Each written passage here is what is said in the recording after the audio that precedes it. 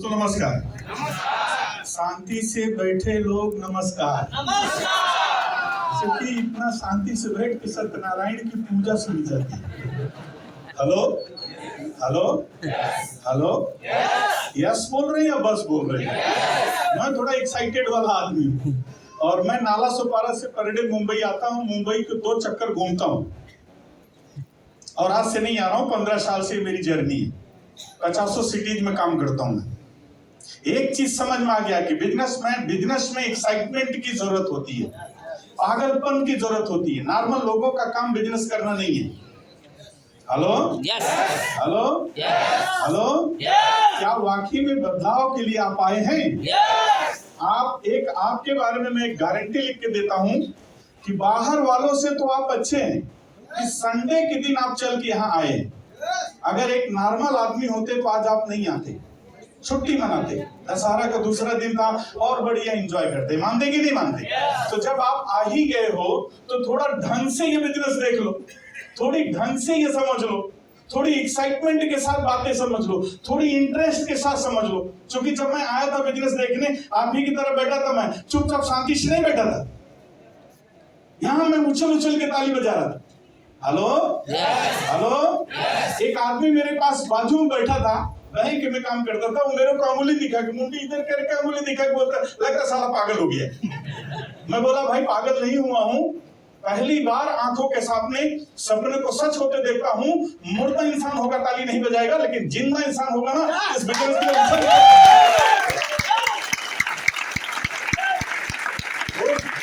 ऐसा 4-5 लोगों की बातें सुना था, जैसे हमारे एनटीसी अनुभव ने बहुत बढ़िया बात किया। ऐसे लोगों से बातें सुना था। एक लेडीज आकर के बोली थी कि मैं ठक्कर बप्पा में अंडे बेचती थी और 5 साल में 35 लाख रुपए कमाई। हेलो इसके बाद 4-5 लोग बात किए। एक इंजीनियर था, एक टीचर थे, फिर एक कारखाने वाले था, फिर इसके बाद 4था-5वां आदमी की आया। वो बोलता मैं मीरा रोड में मुर्गी हलाल करता था और 5 साल में 51 लाख रुपए कमाए। मेरे पैर तले ना जमीन खसक गई, मेरा गुरूर ना उसी दिन टूट गया। क्योंकि मैं रिलायंस कैपिटल मनी के सीनियर सेल्स मैनेजर है, एमएससी ऑर्गेनिक केमिस्ट्री से क्वालिफाइड पर्सन।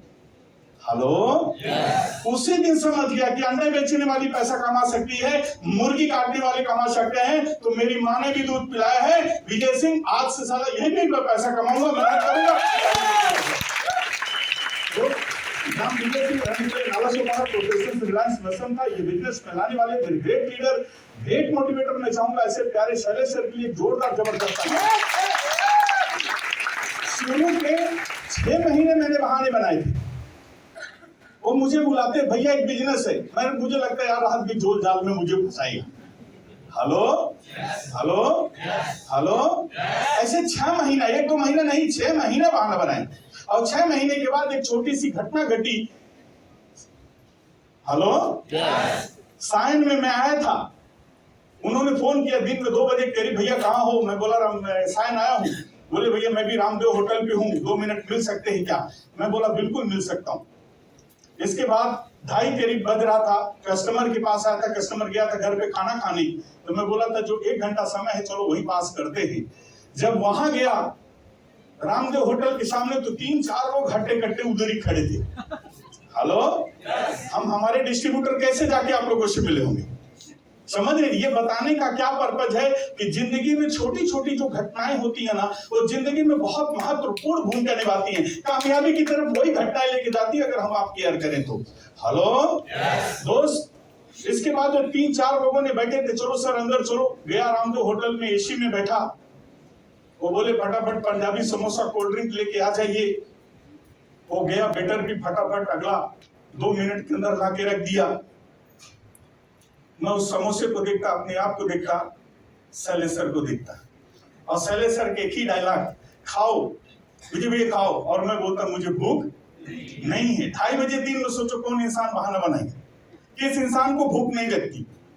मानते कि नहीं मानते? छोटी सी घटना ये बताता हूँ कि घटनाएं ना मेरे दिमाग में छप गई है और आज भी इस घटनाओं को याद करता हूँ तो रूह कांपती है।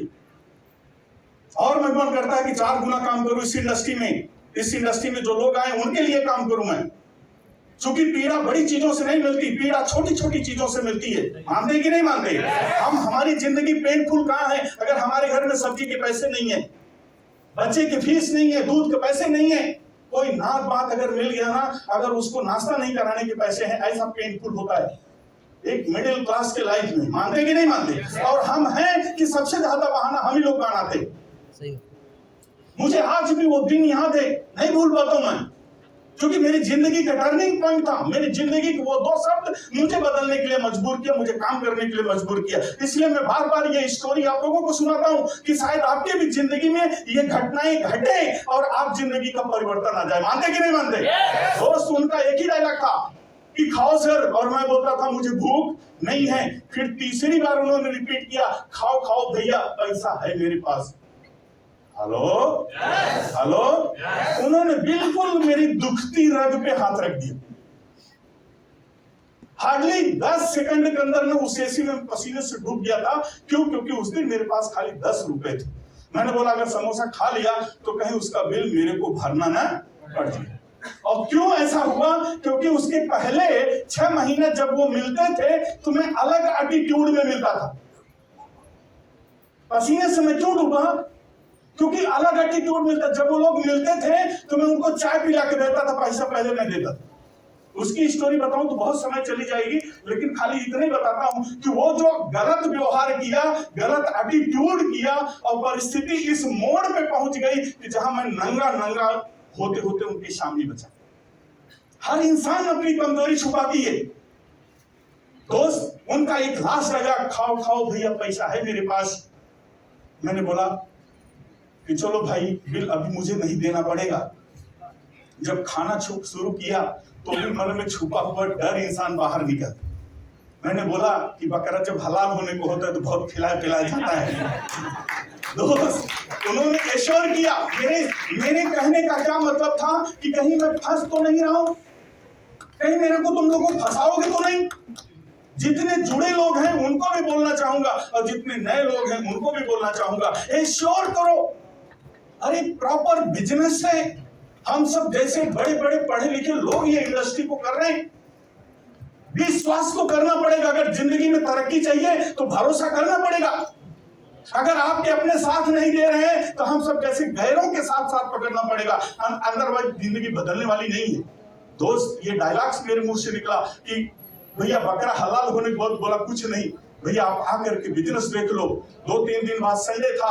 संडे को जब आता था, जैसे 6 दिन छुट्टी के बाद 6 दिन के बाद एक छुट्टी आती है। मानते हैं कि नहीं मानते? मन नहीं करता दोस्त, फिर भी आया। मैं बोला अगर नहीं जाऊंगा तो लोग मिलेंगे, देखो समोसा खा करके नहीं आया। मैंने बोला कहाँ समोसा खा लिया। आया, बिजनेस देखा, जैसे मैंने बताया, बहुत मोटिवेट हुआ। मैं बोला ये बिजनेस मुझे करना है। मेरे माँ के सपने याद आए, मेरे पापा के सपने याद आए। मेरी छोटी बहन थी, उसको जब राखी बांधती थी तो उसको जो वादे किए थे ना, वो सब सपने सबके बिजनेस देखने के बाद ना आंखों के सामने आ गए।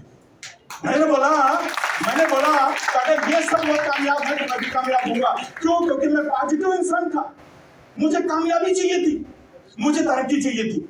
मैं यहाँ बैठा हुआ हाल में हर व्यक्ति से पूछ रहा हूँ, क्या आप लोग कामयाब होना चाहते हैं? विश्वास करना पड़ेगा। जिसके साथ आए हैं विश्वास कीजिए, भरोसा कीजिए।